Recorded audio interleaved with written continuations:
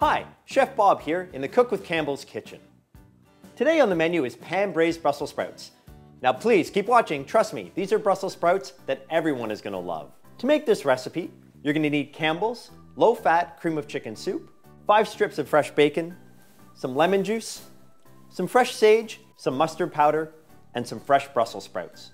The recipe calls for 1 pound of fresh Brussels sprouts trimmed. And the first step is just to take a paring knife, cut off the bottom, and just remove any of the outer leaves that look a little bit dry around the edges.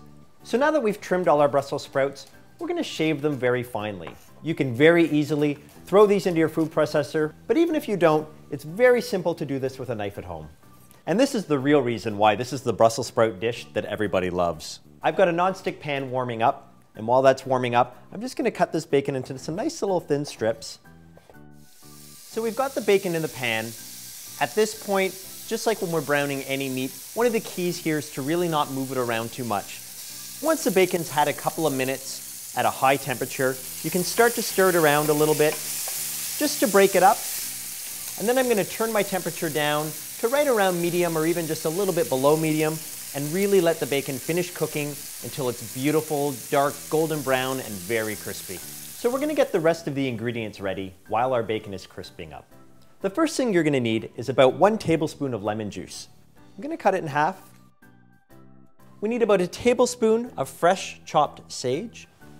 We're just coarsely chopping this up. Doesn't have to be terribly fine. Next, we're going to need about 1 teaspoon of dry mustard powder.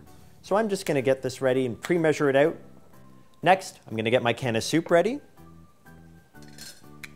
Our bacon is very crispy now. I can feel it when I'm stirring the spoon around. You can choose at this point, depending on the bacon you've bought, to remove some of the fat. You want to make sure that there's at least about 2 tablespoons of fat in the pan. And if you feel there's a little bit too much, you can just spoon some out.